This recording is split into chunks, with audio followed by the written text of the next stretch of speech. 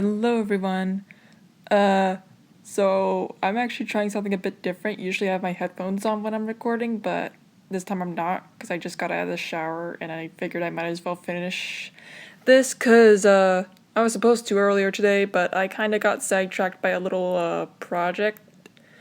No, it's not my room hunt video. It's something else that I've kind of been wanting to do, but yeah, anyway, I'm just gonna be reading the next chapter of Kidnapped by Sexy Men. Even though it's been over a month since I've actually done a reading, I'm so sorry. Anyway, let's get started. Finishing your hair in a high ponytail, you then start to rummage through your closet. You threw garment after garment behind your shoulders and onto the bed as you tried to find something to wear, but nothing seemed right for today. Why are you having trouble with finding that perfect outfit? Oh, it was because it was Poland's turn today. You had a... This is really poor choice of words. Fetish for the Polish boy. He was everything you could have ever wanted, but you had plenty of fetishes. That could easily be taken out of context. Also, isn't Jessica 16? What the fuck? Fangirlism, otakuness, an obsession for plenty of boys. Paul was just another one of those, but his was slightly special.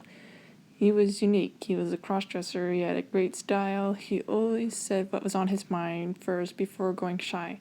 He wasn't afraid to say anything awkward. He wasn't gay. I mean, you could take that up with everyone who thinks he's gay. I'm not going to get involved in that. And finally, you knew that underneath all of his Polandness, that there was a caring, loving, sweet guy who would care for you. Fetish much? More like a poor choice of words.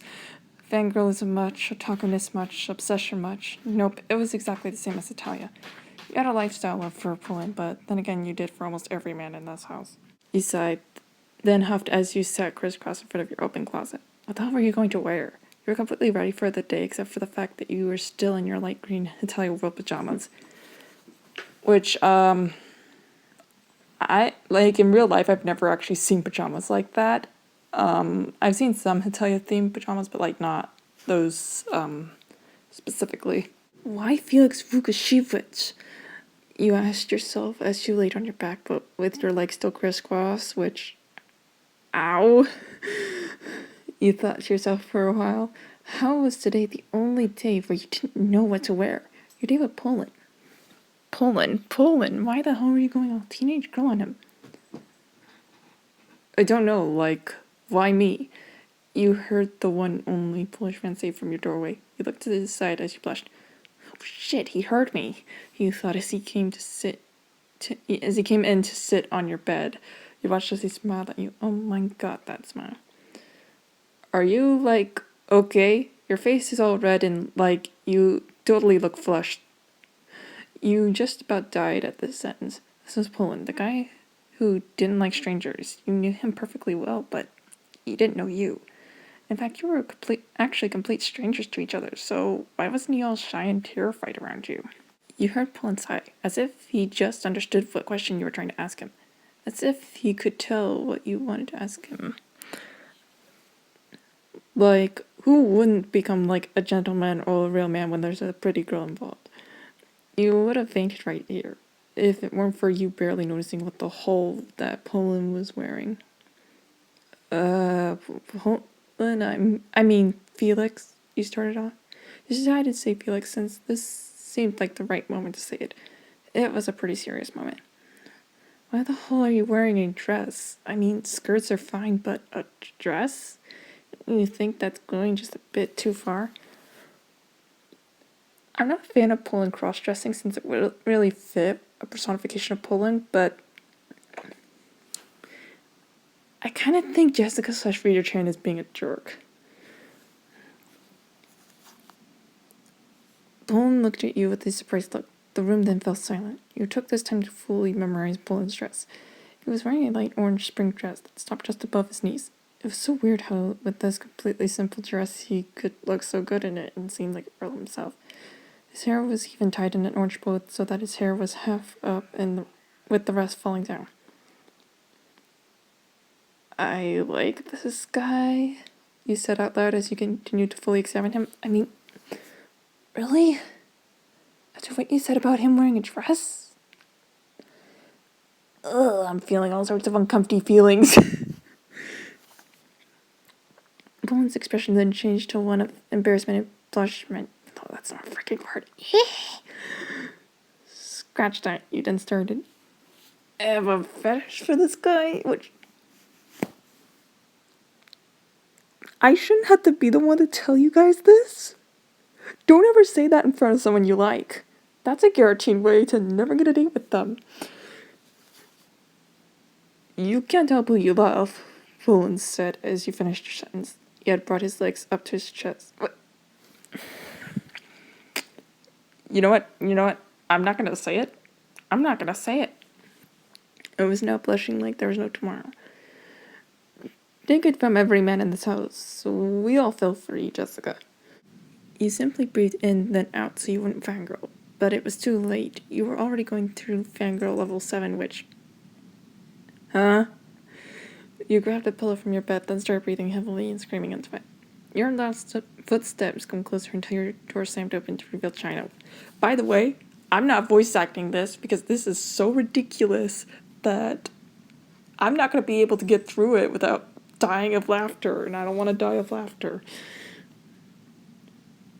Oh no, fangirl level 7 Aru. Someone get Spain, not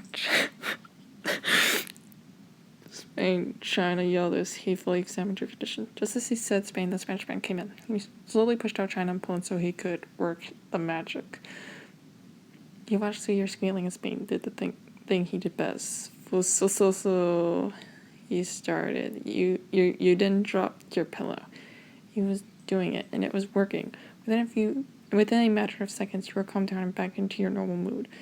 While you were still catching your breath and trying to process what had just happened as Spain left and Poland came back in. Well, that was like totally cracky, Poland said as he sat down next to you on the floor. After a while, when you finally had your breath back, you answered him. Tell me about it. That was about the weirdest thing that has ever happened to me, you said as you thought about it. You were fangirling out, so China came in to see if you were alright. Then he called in Spain you until you were calm again. And thus, with this morning, it had wasted half an hour. And when you added that up to the 3 hours that you spent trying to find an outfit, it added to 3.5 hours wasted of your day with Poland, and a lot could happen in 3.5 hours, let alone 3 seconds. Nice pajamas, Poland said as he looked down at your baggy Vandelli pajamas. He smiled as he blushed. Do you, need help with picking out your outfit today, or... Please, you yelled as you took the blush man by the shoulders and shook him. After a while, you stopped shaking him as he looked at you with a confused look that then turned into a smile. You're, so cute when you do that. You launched into your face. It wasn't a mean kind, though. It was a nice kind of laugh that made your heart... It was right then and there that you noticed. Poland had one of those perfect guy sparkles around him, too.